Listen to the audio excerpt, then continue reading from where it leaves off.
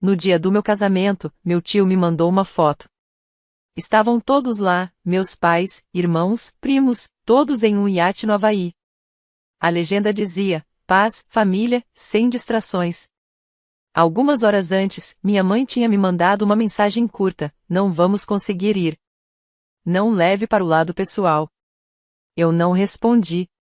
Naquela noite, cancelei o acesso ao fundo de emergência da família e comecei a preparar uma surpresa. Uma semana depois, meu pai apareceu na porta da minha casa gritando. Sem pensar duas vezes, eu disse o que sentia: na minha opinião, eles me traíram. Simples assim. As pessoas gostam de suavizar com palavras como falta de comunicação, prioridades diferentes, mal-entendido. Mas não. Foi traição. Era o dia do meu casamento. O único dia em que eu realmente queria que eles estivessem presentes. Eu estava ajustando a gravata em frente ao espelho quando o celular vibrou. Peguei automaticamente. Era uma foto enviada pelo meu tio. Nenhuma mensagem, só a imagem. Todos eles no iate, sorrindo como se estivessem comemorando algo sagrado. Alguém até editou a foto com uma legenda em estilo manuscrito: paz, família, sem distrações. Fiquei olhando por um minuto inteiro antes de notar a mensagem da minha mãe. Curtíssima. Sem motivo, sem ligação, sem desculpa. E o pior, sem nem fingir que se sentia mal. Eles sabiam que Lisa e eu faríamos uma cerimônia pequena. Só a família.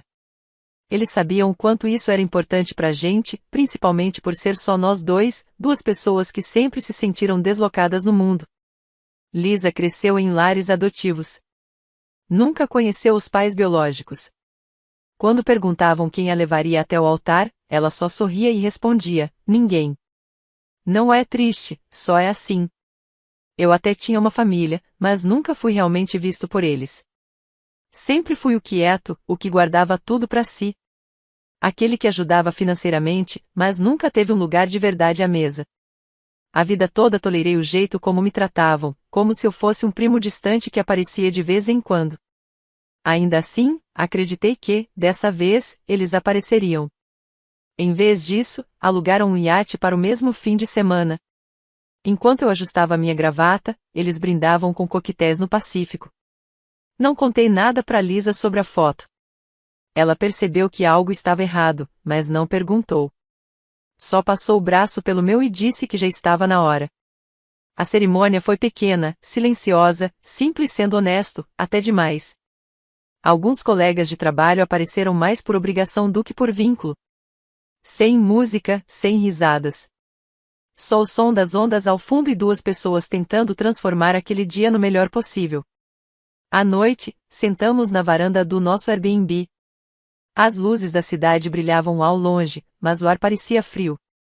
Não pelo clima, mas porque algo dentro de mim tinha mudado. Irreversivelmente. Lisa ficou quieta até eu fechar o notebook, depois de olhar uns e-mails. Me olhou e disse: se você deixar que te tratem assim agora, nunca vão parar. Só isso. Uma frase. Mas doeu mais que qualquer coisa que minha família já tenha dito. Então abri o notebook de novo. Cancelei o acesso deles ao fundo de emergência que eu mesmo criei 5 anos atrás, quando meus pais estavam atolados em dívidas e meus irmãos viviam pedindo só uma ajudinha. Um por um, removi todos os nomes. Cada um deles. Lisa não comemorou nem sorriu. Apenas ficou sentada ao meu lado, em silêncio, enquanto eu fazia o que precisava ser feito. Mas eu não parei por aí. Naquela mesma noite, tranquei todos os investimentos compartilhados, todas as contas conjuntas, cada bem ao qual eles tinham acesso porque, um dia, eu acreditei que éramos uma família unida. Tudo que construímos juntos ficou inacessível para eles e eu não disse uma palavra. 7 dias se passaram. Sem aviso, meu pai apareceu na porta da minha casa. Eu não o via com aquele olhar furioso desde a minha adolescência. Não perguntou nada, só começou a gritar. E eu não hesitei. Olhei nos olhos dele e disse: vocês estão cortados. Todos vocês. Acabou. Ele nem bateu na porta, simplesmente esmurrava como se tivesse todo o direito de estar ali. Abri sem dizer nada, e as primeiras palavras que saíram da boca dele foram: Que diabos você fez? Nada de oi, nem como você está. Só raiva. E por trás dela, desespero. Ele já estava vermelho, andando de um lado para o outro na varanda. Eu não respondi. Só dei espaço para ele entrar. Mas assim que viu Lisa no corredor, a postura dele mudou. Como se, de repente, lembrasse de quem ele realmente estava bravo. Apontou para ela e disse algo nojento, nem tentou disfarçar. Insinuou que ela tinha envenenado minha cabeça, que me afastou da minha própria família. O jeito como ele olhou para ela, como se fosse uma intrusa que destruiu tudo por dentro, me fez ficar entre os dois. Você nunca mais vai falar com ela desse jeito. Ele tentou rir, agir como se eu estivesse exagerando. Tentou me acalmar, dizendo que tudo era um mal-entendido, que a viagem tinha sido planejada há meses, que o casamento surgiu do nada. Mas não foi assim. A gente mandou os convites 2 meses antes. Ninguém respondeu. Disse a ele que tranquei tudo porque estava cansado de ser tratado como um estranho dentro da minha própria família. Que não iria mais bancar quem não podia aparecer quando realmente importava. A voz dele subiu de novo, agora com um tom desesperado. Disse que eu estava sendo dramático. Que casamento é só um dia. E então soltou a frase que ouvi a vida inteira. Você ainda faz parte dessa família, querendo ou não. Olhei direto nos olhos dele e respondi: Não mais. Foi aí que ele se virou para Lisa de novo e disse: Ela está te arrastando para baixo. Só quer o seu dinheiro. Não se importa com sua família. Quer te isolar, para você não ter ninguém além dela. Lisa não respondeu. Só ficou ali, firme. Mas eu respondi. Disse que ela foi a primeira pessoa que me fez sentir que eu não era só alguém a ser tolerado. Que nunca me pediu dinheiro. Nunca usou culpa para conseguir algo de mim. Nunca me fez sentir que eu precisava merecer amor. Não gritei. Nem levantei a voz. Só disse: Sai da minha casa. Ele ficou parado por um momento, como se eu tivesse dado um soco. E, pela primeira vez na vida, eu não me importei com o que ele estava sentindo. Repeti: Vai embora. Ele bateu a porta com tanta força que o batente tremeu. Ficamos em silêncio por um bom tempo depois disso. Achei que fosse sentir arrependimento. Aquela parte antiga em mim, que ainda queria acreditar que havia algo a ser salvo, esperou. Mas não veio. No dia seguinte, minha mãe ligou. Depois, meu irmão mais velho. Depois, minhas irmãs. Cada um tentou contar a mesma história, com palavras diferentes, que foi só um erro, que eu tinha exagerado, que eu estava deixando um único acontecimento destruir anos de proximidade. Mas nunca houve proximidade de verdade. Não atendi nenhuma ligação. Não queria ouvir mais mentiras disfarçadas de preocupação. Então mandei uma única mensagem no grupo da família, aquele que só era usado quando alguém precisava de algo de mim. Vocês escolheram um iate em vez do meu casamento. Aproveitem o mar. Ninguém respondeu.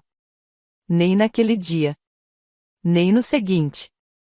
Mas, naquela noite, Lisa e eu estávamos sentados no sofá, dividindo as sobras do jantar e assistindo a uma série que nem estávamos prestando atenção.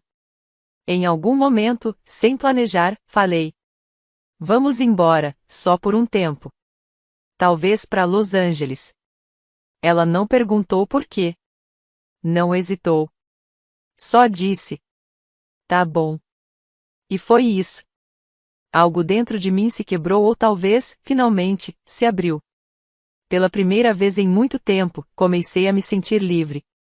Partimos em 4 dias. Sem despedida dramática, sem postagens misteriosas, sem longas mensagens. Apenas desliguei tudo. A casa foi trancada com segurança total, câmeras, acesso remoto, automação completa. Contratei uma empresa para gerenciar o imóvel e dei uma única instrução: nenhuma visita. Nunca. No 5º dia, estávamos em Los Angeles. Alugamos um apartamento em West Hollywood, 2 quartos, vista linda, parecia mais um hotel do que uma casa. O aluguel: $8.000 por mês. Paguei o ano inteiro adiantado. Não porque precisava, mas porque podia. Lisa sorriu quando entrou. Não falou muito, mas vi nos ombros dela o alívio. Talvez fosse por estarmos longe de tudo aquilo. Talvez por finalmente termos um espaço que era nosso. Não meu. Não dela. Nosso. Ela não fez perguntas quando comecei a redirecionar meus negócios para novas contas. Continuei com tudo online, como sempre foi, mas agora desvinculado completamente da rede familiar. Sem servidores compartilhados. Sem sociedades. Sem sistemas herdados. Cortei todos os laços financeiros que ainda me ligavam a eles. Achei que haveria reação. Ou talvez uma parte de mim até quisesse isso, uma última briga, algo que deixasse clara a linha final. Mas, em vez disso, veio o silêncio. 2 semanas depois, os telefonemas voltaram. O primeiro foi do meu irmão mais velho, mesmo que ligava quando alguém precisava de dinheiro, mas não queria pedir diretamente. Disse que só queria conversar, mas assim que atendi, começou a tentativa de me fazer sentir culpado. Falou que nossos pais estavam passando dificuldades, que voltaram da viagem e encontraram tudo bloqueado. Sem acesso a fundos, sem reservas emergenciais. Que meu pai nem conseguiu comprar remédio porque o cartão foi recusado na farmácia. Perguntei por que eles acharam que era aceitável me abandonar no dia mais importante da minha vida. Ele ficou em silêncio por um momento e respondeu: era só um casamento. Desliguei. A próxima ligação foi da minha irmã, aquela que sempre dizia que éramos os mais próximos. Mesmo nunca aparecendo a não ser para pedir ajuda com mudança ou para me fazer pagar mais uma multa não paga. Tentou uma abordagem mais doce. Disse que nossa mãe estava chorando. Que meu pai estava mal. Que todos diziam que eu estava sendo manipulado por uma garota sem raízes. Foi aí que Lisa pegou o celular da minha mão e disse calmamente: não estamos mais interessados em participar dos jogos de vocês. E desligou. 2 dias depois, chegou a mensagem da minha mãe: você está deixando ela destruir tudo. Nós somos sua família. Ela é só uma passagem. Aquela mensagem ficou presa no meu peito por um tempo. Não doeu como antes. Não porque não significava nada, mas justamente porque significava tudo o que eu mais temia. Eles nunca enxergaram a Lisa como real. Nunca enxergaram nós dois como reais. Era o Mark, meu antigo vizinho. A gente nunca foi próximo, mas ele tinha meu número, caso algo sério acontecesse. Me sentei, completamente desperto. Como assim, acabou? Perguntei. Ele repetiu. Disse que a casa pegou fogo por volta das 3 da manhã, e quando os caminhões dos bombeiros chegaram, ela já estava desabando. Disse que parecia intencional. Rápido demais. Estão dizendo que foi falha elétrica, mas eu não acredito nisso. Desliguei e abri o aplicativo de segurança remota. Todos os 6 feeds das câmeras estavam pretos. Mortos. Fui direto para os registros. O último movimento detectado foi às 2h47. Depois disso, silêncio total. Um apagão. Lisa já tinha acordado. Não perguntou nada. Só ficou ali, observando enquanto eu tentava entender o que estava acontecendo. Liguei pro administrador da propriedade. Confirmei. Perda total. A casa não existia mais. Mas o que lhe disse em seguida ficou ecoando na minha cabeça. Há sinais de arrombamento. A porta da frente foi forçada. Janelas do segundo andar quebradas. A perícia vai investigar tudo. Agradeci, desliguei. E então, fiquei ali, em silêncio, absorvendo o que tinha perdido. A casa em si, claro. Mas também tudo o que eu nunca digitalizei.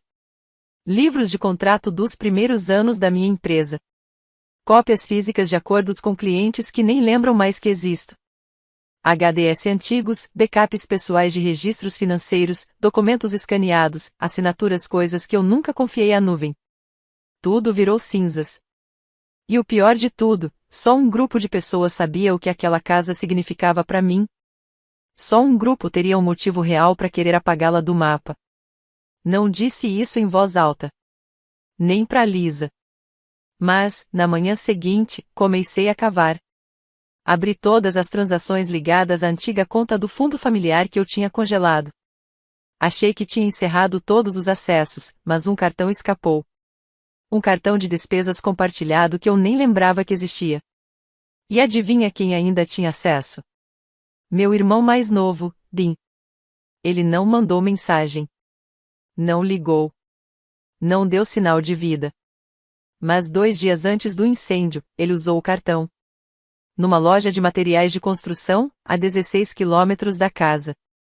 Comprou 3 galões vermelhos de gasolina. Fiquei encarando o recibo por um bom tempo. Não era prova, pelo menos não por si só. Mas também não era nada. Não fui à polícia. Não queria aparecer com uma suspeita vaga e ser ignorado. Eu precisava de mais. Precisava saber até onde eles seriam capazes de ir. Então esperei. 5 dias depois, minha mãe ligou de novo. A princípio, eu não ia atender. Mas pensei. Não. Vamos ver o que ela tem a dizer. Atendi. Ela não perdeu tempo. Já estava chorando. Ela disse que sentia minha falta. Que a família não era mais a mesma sem mim. Que gostaria que tudo tivesse sido diferente. E então, quase como se estivesse lendo um roteiro, soltou. Ficamos sabendo do incêndio. A Lisa deve estar apavorada. Graças a Deus vocês não estavam lá quando aconteceu. Poderia ter sido terrível. Eu não disse nada. Só ouvi. Porque eu não tinha contado para ninguém quando aquilo aconteceu. Não disse a ninguém que não estávamos em casa. Não postei nada nas redes. Nenhum artigo, nenhuma matéria. Nenhum boletim oficial havia sido publicado ainda. Mas eles sabiam. Sabiam que não estávamos lá quando a casa queimou. Naquela noite, Lisa e eu ficamos sentados em silêncio na varanda, olhando a cidade lá embaixo. Nenhum de nós precisou dizer em voz alta. Foram eles. Talvez não todos. Mas pelo menos um. E os outros sabiam. Aquilo já não era só traição. Era guerra. E dessa vez, eu não ia deixar passar. Depois da ligação, algo mudou dentro de mim. Até aquele momento, eu estava apenas reagindo. Ferido, cortando laços, me protegendo. Mas agora era diferente. Algo mais frio, mais afiado tomou conta de mim. Eu não estava com medo. Nem com raiva, da forma como achei que estaria. Eu estava focado. Isso não era só sobre o incêndio. Era sobre tudo que veio antes, o casamento, os anos sendo deixado de lado, os sorrisos falsos, o amor condicionado, o jeito como sempre encontravam formas de se beneficiar de mim sem dar nada de verdade em troca. Eles nunca me respeitaram. E agora estavam tentando me apagar. Eles queimaram minha casa. E acharam que eu ia aceitar calado. Comecei a reunir tudo. Recuperei os registros da propriedade, mensagens antigas, imagens de backup da câmera da campainha do vizinho, qualquer coisa que mostrasse quem esteve por perto naquela noite. E lá estava. 2h41 da manhã. Um carro que eu conhecia. O do Dean. A placa mal dava para ver, mas era ele. Parado na rua. Depois, às 2h53, já tinha ido embora. Ainda não era o suficiente para a polícia, mas era o bastante para ter nas mãos. Para ter vantagem. Lisa me observava montar o arquivo. Até que finalmente perguntou: "O que você vai fazer com tudo isso?" Respondi sem hesitar: "Vou garantir que eles nunca mais se recuperem disso." Ela não pediu detalhes. Apenas assentiu e disse: "Então eu tô com você." Procurei um advogado que já tinha feito contratos comigo antes, um cara que me devia um favor e que não fazia muitas perguntas. Mostrei tudo. Disse que ainda não queria abrir um boletim oficial, mas que precisava congelar cada ativo, cada conta conjunta, cada vínculo que eu pudesse ter deixado passar. Em 72 horas, tudo estava legalmente bloqueado. Cada centavo que ainda podiam acessar, sumiu. Aí veio o golpe real. Entrei em contato com 2 empresas das quais minha família dependia para financiamento. Uma delas era uma empresa de logística de médio porte que, tecnicamente, meu pai possuía, mas que fui eu quem financiei desde o começo. A papelada era confusa. Ninguém achava que eu ia ler as letras miúdas. Mas eu li. E descobri que o controle acionário tinha revertido silenciosamente para mim 2 anos atrás, quando meu pai não cumpriu um dos marcos contratuais. Eles nem perceberam. Então eu me retirei. Vendi as ações majoritárias para um investidor de fora. Da noite para o dia, perderam a maior rede de segurança financeira que tinham. Em poucos dias, comecei a ouvir rumores, ligações sendo feitas, parentes se acusando, tentando entender o que estava acontecendo. Então, numa manhã, enquanto Lisa e eu tomávamos café, a recepção do prédio nos chamou. Ele voltou, disse o porteiro. O mesmo homem da outra vez. Seu pai. Pedi para mandarem ele embora. Mas, dessa vez, Lisa se levantou e disse: Não. Vamos encerrar isso cara a cara. Eu não entendi o que ela queria dizer até descermos juntos e abrirmos a porta. Ele parecia menor do que eu lembrava. A camisa amassada. Não parecia com raiva. Parecia cansado. Começou a falar antes mesmo de pisarmos na calçada. Erramos. Cometemos erros. Mas isso, você está destruindo tudo. Essa é sua família. Construímos isso juntos. Eu apenas olhei e respondi. Você queimou tudo. Lisa não esperou. Deu um passo à frente. Você deixou a casa do seu filho pegar fogo e agora vem pedir o quê? Misericórdia? Você não apareceu no casamento dele, mas aparece agora que o dinheiro está acabando? Ele reagiu com raiva. Acusou Lisa de manipular minha mente, de me virar contra todo mundo. Chamou ela de parasita. E aí eu fiz algo que não planejava. Peguei o celular do bolso, abri a câmera e comecei a gravar. Repete. Fala de novo o que você acabou de dizer sobre ela. Ele recuou, só então percebendo o que eu estava fazendo. Você acha que isso é só sobre dinheiro? Acha que pode insultar a única pessoa que esteve do meu lado e ainda esperar que eu corra para te ajudar agora que as coisas ficaram difíceis? Não. Você queimou essa ponte no momento em que todos vocês embarcaram naquele barco em Maui. Ele não respondeu. Só ficou nos encarando por alguns segundos. Depois virou as costas e foi embora. E, enquanto a gente continuava ali parado, uma coisa finalmente me atingiu, algo que eu não tinha admitido até então. Eu não sentia falta deles. Nem um pouco. Sentia falta da versão de mim que ainda tinha esperança de que eles mudassem. A paz não veio como um estalo. Veio em camadas. Primeiro, foi o silêncio. Sem mais mensagens da minha mãe fingindo que tudo estava bem. Sem ligações dos meus irmãos tentando falar de dinheiro sem dizer que era sobre dinheiro. Sem grupos de família forçados, cheios de piadas internas das quais eu nunca fiz parte. Depois, veio o espaço. Espaço para pensar. Respirar. Lisa e eu começamos a nos adaptar à nova vida em Los Angeles.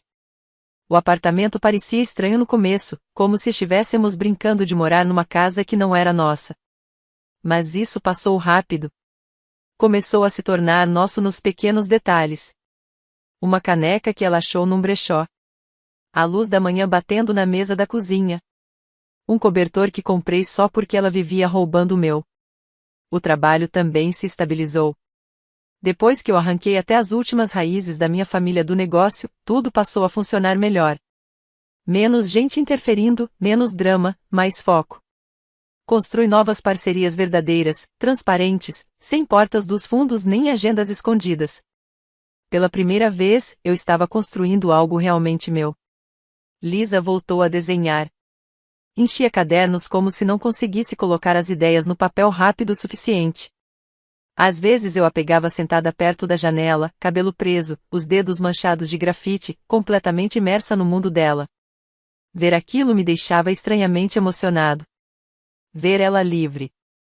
Numa tarde, estávamos caminhando por Renan Canyon, pouco antes do pôr do sol.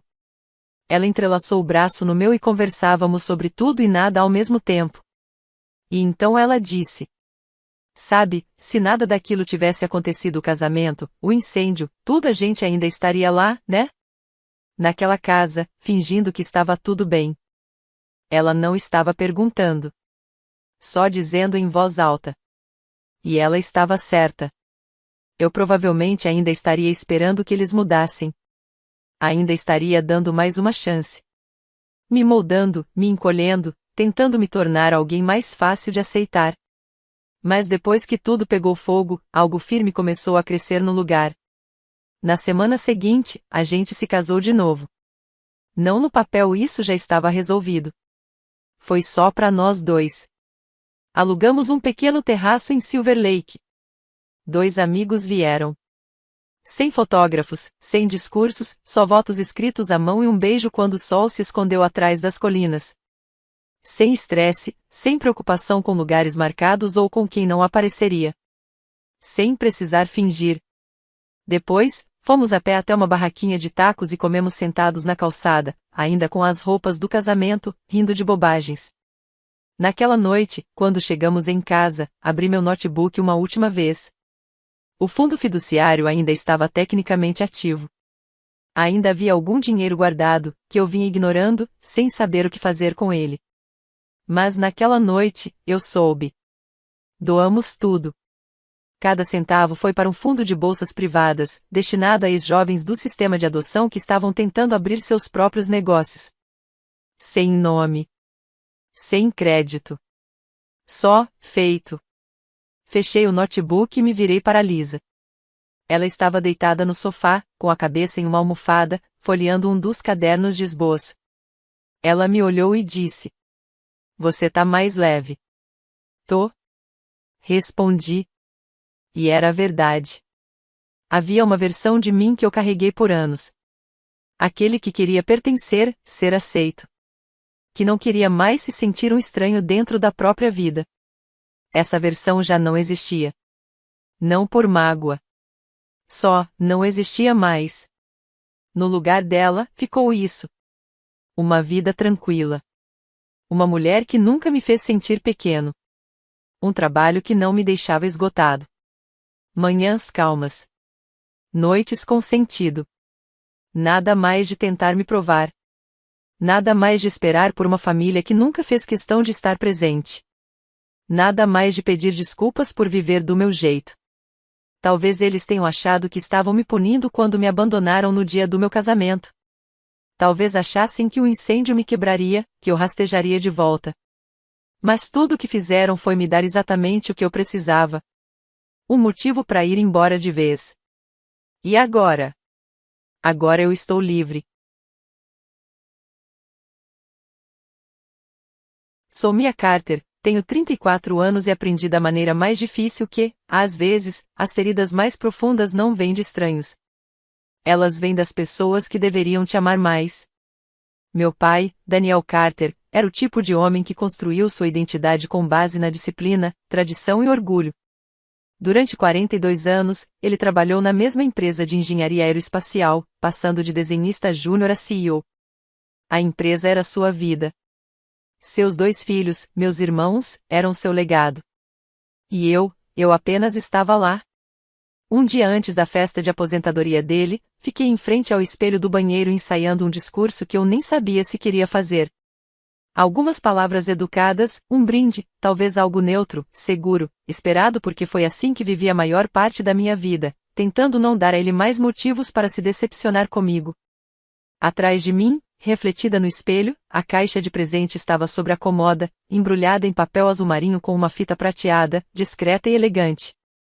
Dentro havia algo pequeno, mas significativo. Pelo menos para mim. Enquanto repetia minhas falas, não conseguia me livrar da sensação de que algo estava errado. Que, não importava o que eu dissesse, não faria diferença. Porque, não importava o que eu fizesse, nunca fazia. Antes de continuar, me diga nos comentários, você já foi ignorado por alguém que deveria reconhecer seu valor? Se sim, curta e se inscreva. Essa história pode parecer familiar. E talvez, só talvez, ela ajude você a enxergar as coisas de forma diferente também. Quando eu era criança, em Austin, Texas, a casa dos Carter era organizada, tradicional e sufocante. Não éramos pobres, mas o afeto era racionado como se custasse caro. Meus irmãos, Matthew e Josh, eram os típicos garotos americanos, futebol, escoteiros, militares. Meu pai os adorava. Eles não podiam fazer nada de errado. E então, havia eu. Quietinha, curiosa, obcecada por espaço e estrelas.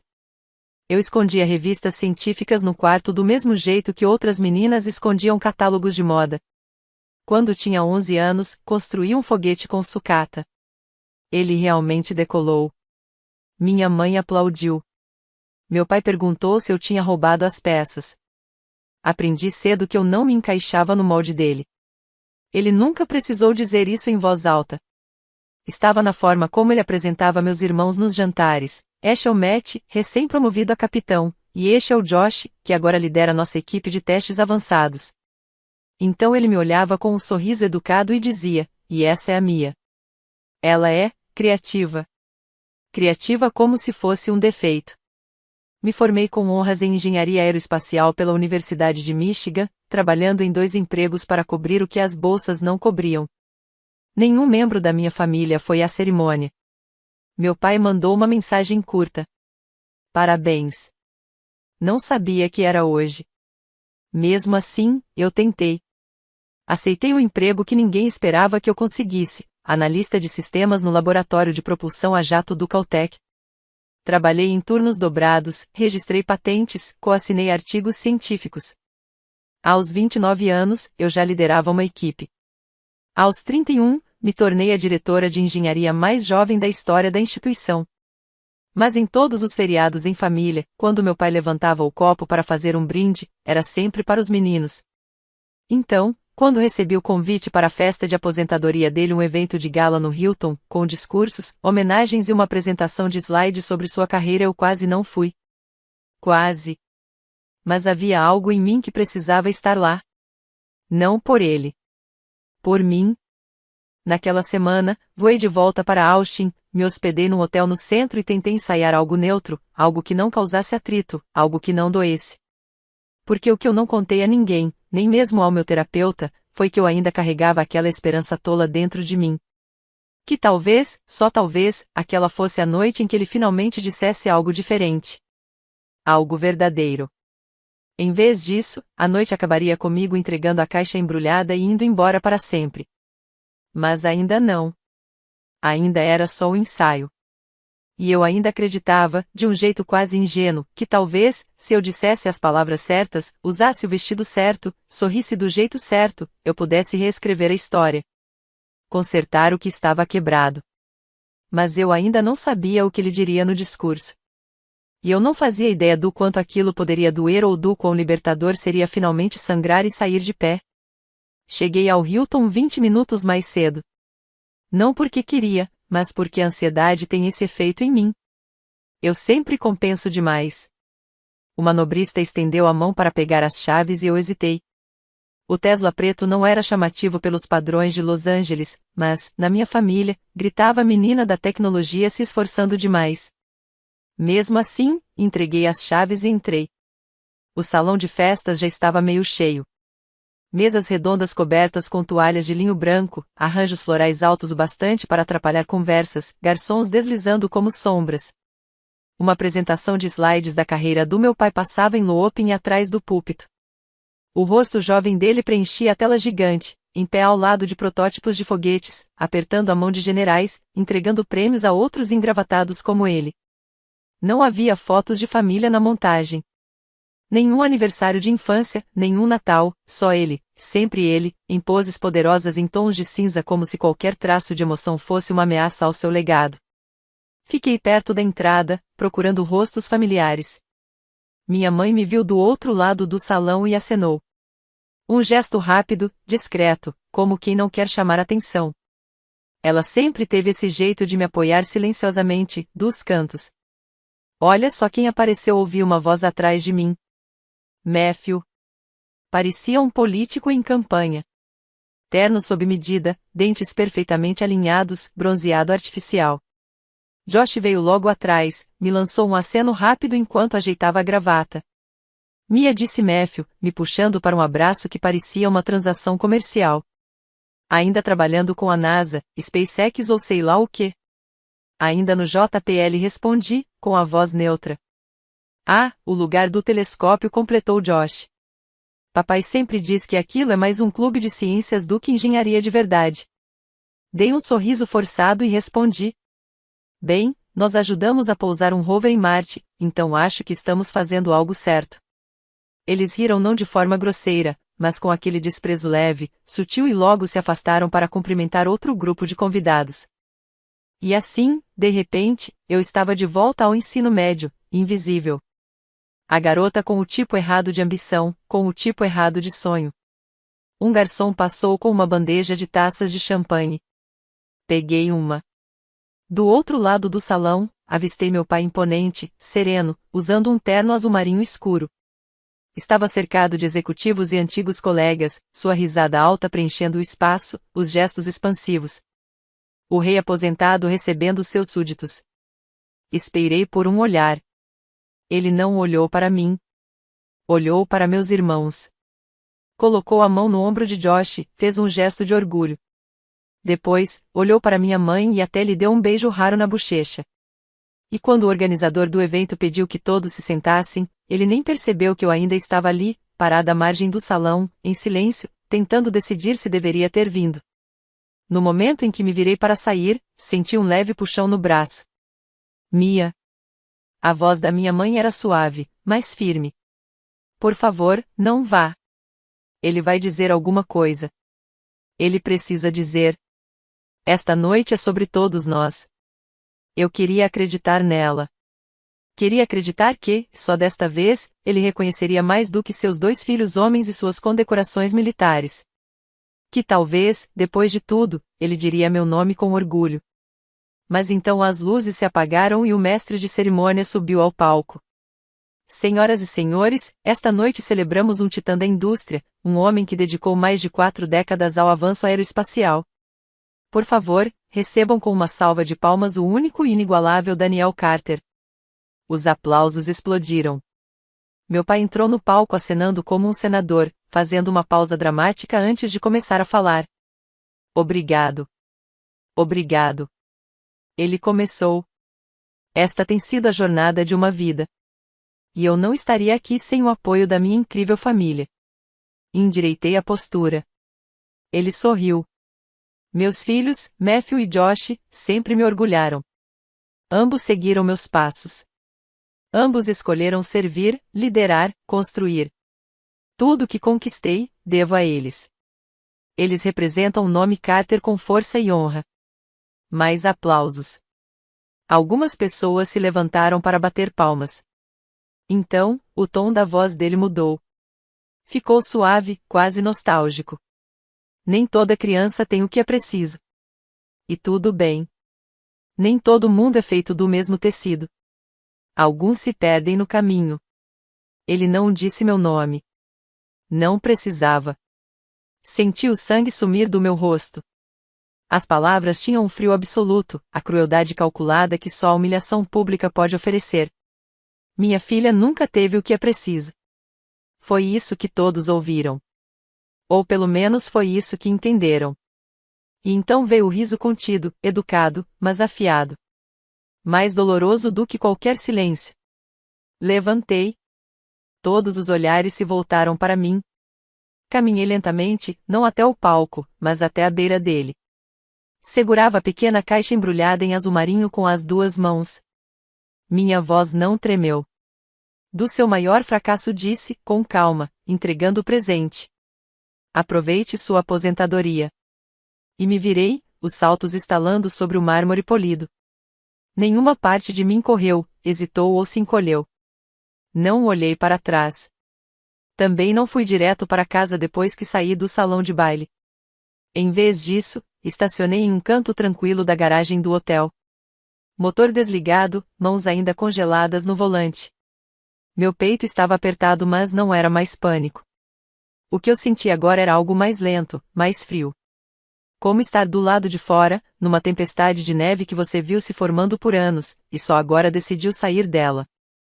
No banco do passageiro, minha bolsa de noite vibrava sem parar. Uma mensagem da minha mãe. Outra da Sofia, minha melhor amiga da faculdade, a mesma que tinha me implorado para não ir à festa, para evitar tudo aquilo. E depois mais uma. O que tinha na caixa?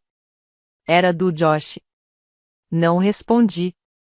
Nem abri as mensagens. Porque, de algum jeito, eu sabia que o verdadeiro momento ainda estava se desenrolando ali dentro daquele salão. O lugar que eu havia deixado, mas do qual ainda não tinha saído por completo. Eu sabia que meu pai não abriria a caixa ali, diante de todos. Nunca. Ele era cuidadoso demais com a aparência. Calculado demais. Mas a curiosidade sempre foi seu ponto fraco. Porque, se havia algo que Daniel Carter odiava mais do que a fraqueza, era perder o controle. Não levaria mais que 10 minutos. A caixa era pequena. Dentro, havia apenas uma fotografia emoldurada. Uma que ele provavelmente nem lembrava que existia. Uma cópia que eu guardei numa pasta surrada, escondida no fundo do meu armário, por mais de 20 anos. Era uma foto nossa. Eu tinha 12 anos. A imagem foi tirada numa feira de ciências local. Eu tinha feito uma maquete da Estação Espacial Internacional, usando latas de refrigerante e arame. Ele não queria ir, mamãe teve que praticamente arrastá-lo até lá. Lembro dele tenso, de braços cruzados, olhando ao redor como se tudo aquilo fosse uma perda de tempo. Mas naquele dia, algo mudou. Porque eu ganhei. Primeiro lugar, etapa distrital.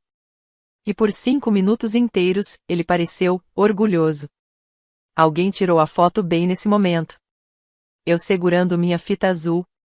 Ele com a mão no meu ombro. Sorrindo. Um sorriso de verdade. Não o sorriso mecânico que ele usava nas fotos de eventos corporativos. Foi a última vez que me lembro de ele me olhar como se eu não fosse um erro. Guardei aquela foto durante 2 décadas, esperando o momento certo para devolvê-la. Não como prêmio. Nem como ataque. Mas como lembrete. Do que ele escolheu esquecer. Abaixo da moldura, eu coloquei um bilhete. Escrito com uma letra simples. Esta foi a última vez que você olhou para mim como se eu fosse importante. Passei 20 anos correndo atrás dessa versão de você. Terminei agora. E então, ele abriria a caixa e se veria. Mas não a versão que ele projetou nos vídeos de homenagem e nos discursos polidos. Ele veria a versão que poderia ter sido pai. A versão que, mesmo que por só 5 minutos, existiu. De volta ao carro, eu não chorei. Achei que choraria.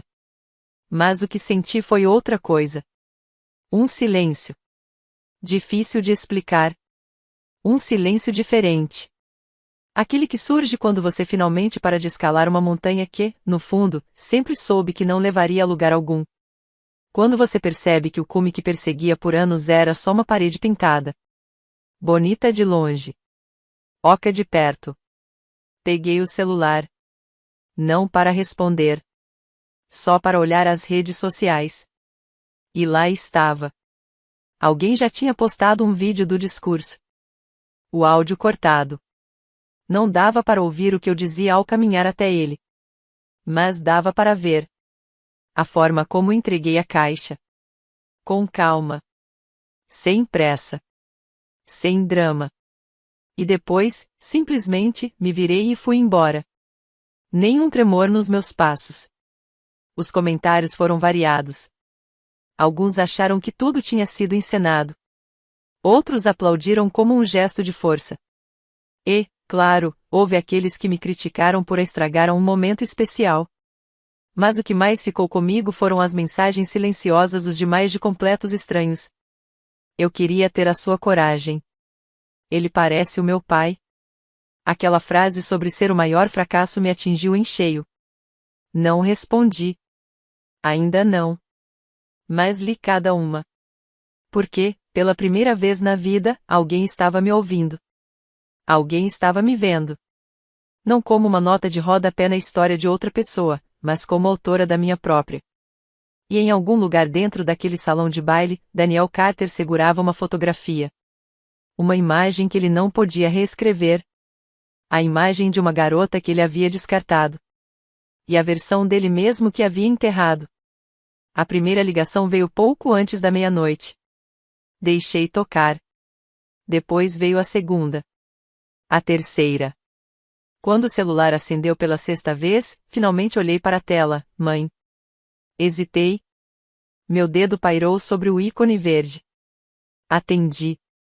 Mia, disse ela, com a voz rouca, urgente. O que havia naquela caixa? Demorei a responder. Ao fundo, eu podia ouvir vozes abafadas. Nervosas. A dele fria, cortante, como uma lâmina atravessando o ar. Você já sabe, murmurei.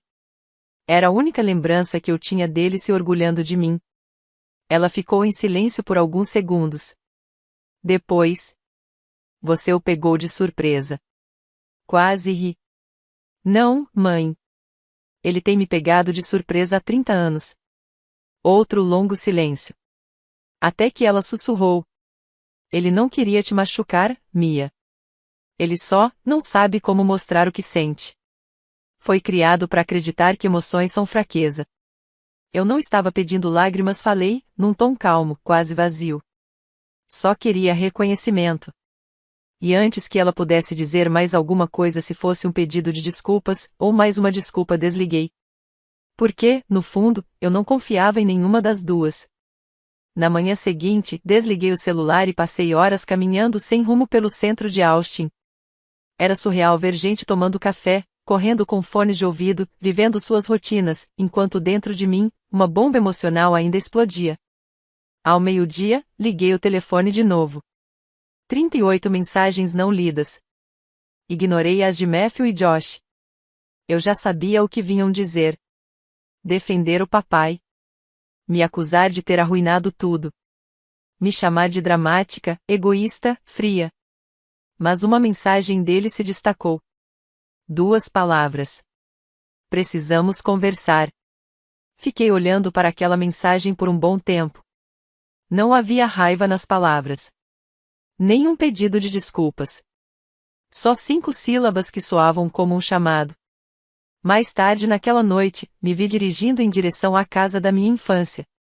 Não por obrigação. Mas por algo mais difícil de nomear. Encerramento, talvez. Ou curiosidade. A casa estava igual.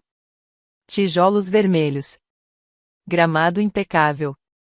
A luz da varanda acesa como se nada tivesse mudado, mesmo quando tudo já tinha. Usei a chave antiga. O cheiro de dentro era de cera de limão e nostalgia. Encontrei meu pai sozinho no escritório. Sentado na poltrona. Segurando o porta-retratos. Ele não olhou para mim quando entrei. Ficamos em silêncio por um minuto inteiro. Então, sem me encarar, ele disse. Não me lembro daquele dia. Claro que você, comecei, mas parei. Não falei. Era importante para mim. Ele estremeceu. Sutil, mas presente. Ele colocou a foto sobre a mesa de centro. Você acha que eu nunca me importei? Eu não acho. Eu vivi isso. Você me empurrou, respondi baixinho. Porque eu vi algo em você. Algo afiado, implacável. Não corrigi. Você me empurrou para longe. Tem uma diferença. Finalmente, ele levantou os olhos para me encarar. Eu não sabia como lidar com você. Você não era como os meninos. Não buscava aprovação. Você a desafiava. Você me desafiava. Cruzei os braços. E isso me tornava menos digna de respeito? Ele hesitou, como se a resposta fosse mais complexa do que estava preparado para admitir em voz alta. Você me lembrava do seu avô, disse, por fim. O jeito como questionava tudo.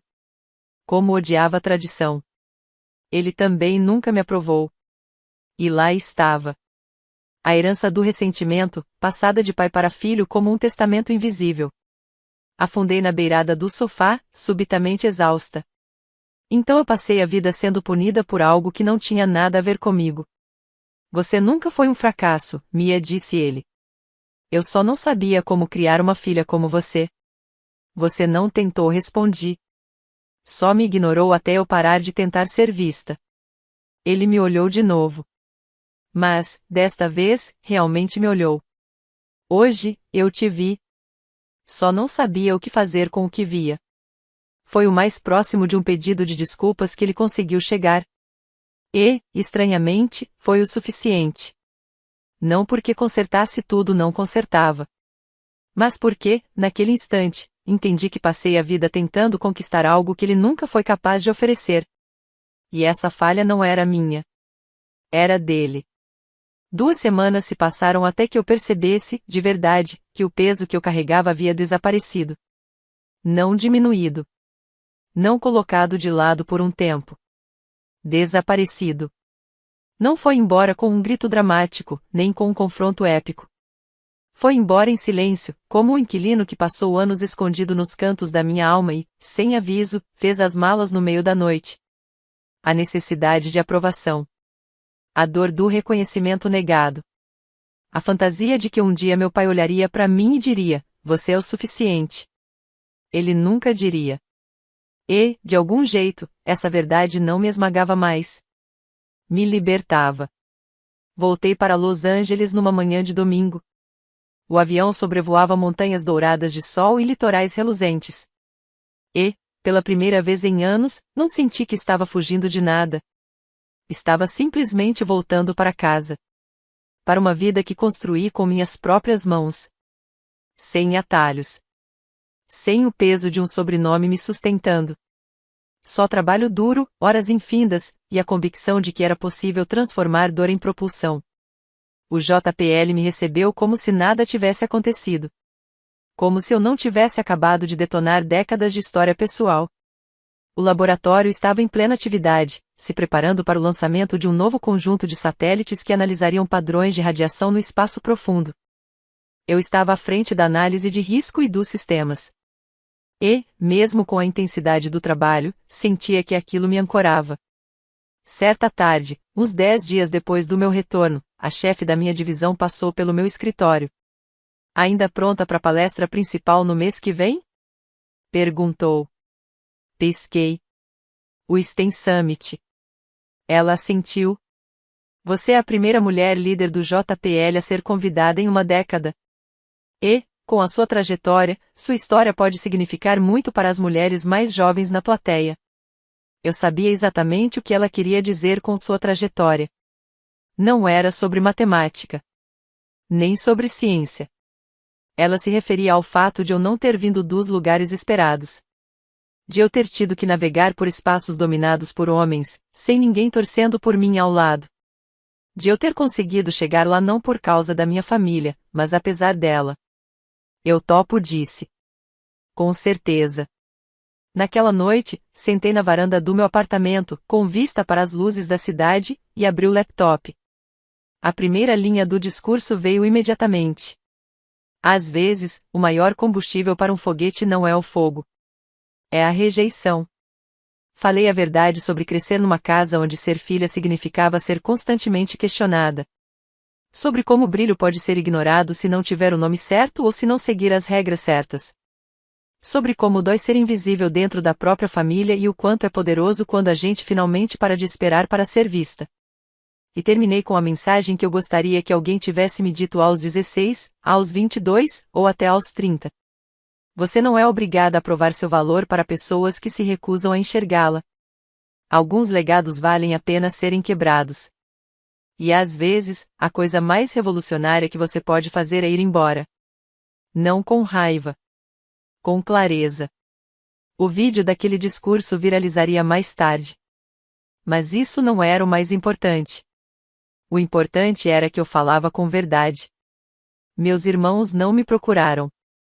Nem depois da festa, nem depois da repercussão. E tudo bem.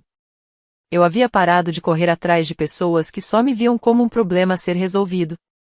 Minha mãe ligou algumas vezes. Nossas conversas eram cuidadosas, gentis como andar na ponta dos pés sobre gelo fino. Mas, pouco a pouco, as palavras começaram a derreter. Eu deveria ter feito mais, ela disse uma vez. Eu deveria ter intervindo. Eu sei, respondi. Mas também sei que você me amava, mesmo que nem sempre conseguisse demonstrar isso com ele por perto. O momento mais inesperado chegou pelo correio. Um envelope pequeno, sem remetente. Dentro, uma foto a mesma que eu havia dado ao meu pai. No verso, um bilhete escrito à mão, com as letras maiúsculas, precisas e contidas que eu reconheci de imediato como sendo dele. Eu não esqueci este dia. Eu só tentei. Porque me assustava o quanto eu amava essa versão sua. Você merecia mais do que eu dei. Me desculpe. Sem assinatura. Sem calor. Só isso. Fiquei olhando para o bilhete por muito tempo. Depois o dobrei e guardei na mesma gaveta onde, durante anos, coloquei todos os cartões de aniversário decepcionantes que ele me deu. Mas a gaveta não estava mais cheia de dor. Estava cheia de perspectiva. Porque às vezes o pedido de desculpas não vem do jeito que você queria. E às vezes, ele só chega depois que você deixa de precisar dele. É assim que a cura se parece. Não é limpa. Não é cinematográfica. Mas é real. E é o suficiente. Então, se você está assistindo a isso e já se sentiu invisível, um fracasso, o estranho da família, saiba. Você não precisa conquistar o amor de ninguém para merecê-lo. Ande de cabeça erguida. Siga em frente. E, se for preciso, vá embora. É curioso como os finais raramente parecem finais quando acontecem de verdade. A gente imagina que serão grandiosos, definitivos, como nos filmes. Mas, na maioria das vezes, eles chegam em silêncio. Numa terça-feira à tarde, enquanto você dobra a roupa. Ou numa manhã tranquila de domingo, quando o telefone não toca. E você percebe que está tudo bem com isso. 3 meses se passaram desde a festa de aposentadoria do meu pai. Desde a noite em que entreguei aquela caixa embrulhada. Desde que parei de me apresentar para um homem que só batia palmas para os meus irmãos. A minha história, ou pelo menos a parte dela que o mundo viu, ganhou força online. O discurso no encontro do STEM foi compartilhado por mulheres em grupos de tecnologia, escolas de engenharia, até blogs de coaching de carreira. Uma jornalista entrou em contato. Queria escrever um perfil.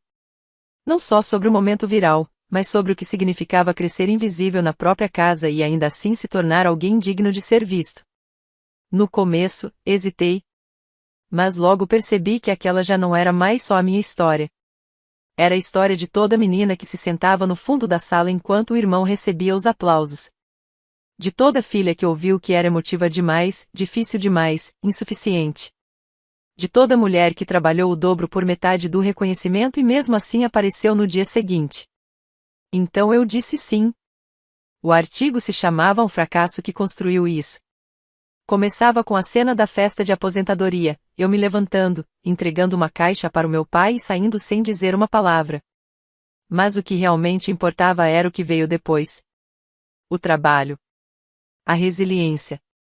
A escolha consciente de redefinir meu valor segundo os meus próprios termos.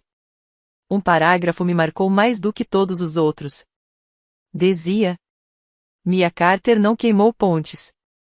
Ela simplesmente parou de construí-las onde elas nunca deveriam ter levado. Essa frase ficou comigo. Por anos, achei que estabelecer limites era egoísmo. Achei que me afastar das expectativas da família me tornava fria, ingrata. Mas agora eu entendo, limites não são muros. São portas. E portas servem para mostrar o que você permite entrar e o que precisa deixar do lado de fora. Pouco depois da publicação, recebi uma mensagem de um nome que, a princípio, não reconheci, Helena Carter, minha prima, filha da irmã do meu pai. Não nos falávamos há anos. Mal nos conhecíamos. A mensagem dela dizia: Li sua história. Chorei. Você provavelmente não sabe, mas meu pai me tratou do mesmo jeito.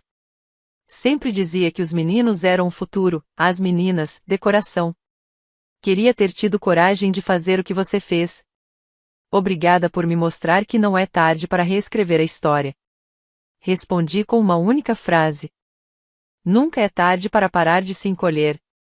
Essa é a parte que ninguém te conta, a cura não acontece de uma vez. Não é um interruptor. É um dimmer. Alguns dias são claros. Outros, sombreados. Mas a luz vai aumentando, aos poucos. Eu ainda não tinha falado com meu pai desde o bilhete. Aquele que lhe enviou anonimamente, junto com a foto que eu tinha dado. Ele não escreveu um eu te amo. Não pediu para me ver. Mas, do jeito fragmentado dele, ele disse: agora eu vejo. E, honestamente, isso foi o suficiente. Porque eu não precisava mais que ele dissesse as palavras certas. Eu tinha parado de esperar a permissão dele para me sentir digna. Aprendi a dizer essas palavras para mim mesma. Eu amo quem me tornei. Amo a garota que continuou aparecendo mesmo quando ninguém aplaudia. A mulher que parou de pedir para ser escolhida e começou a se escolher. Na próxima vez que fui a Austin, não era para visitar meus pais. Era para participar de um painel na universidade local. Estudantes de engenharia. Primeiras da família a entrar na faculdade. Sonhadoras de joelhos ralados e mentes brilhantes. Falei a verdade para elas. Disse que, às vezes, seu maior obstáculo é o seu próprio sobrenome. Que provar que os outros estão errados não é tão poderoso quanto provar que você está certa. E que não importa onde você começa ou quem te ignora, você nunca será um fracasso por ser diferente. Você só fracassa se parar de se destacar. Depois, uma garota de no máximo 19 anos veio até mim e perguntou: como você soube que era hora de parar de tentar conquistar a aprovação dele? Eu sorri. Eu não soube, respondi. Eu só acordei um dia e percebi que ela já era minha.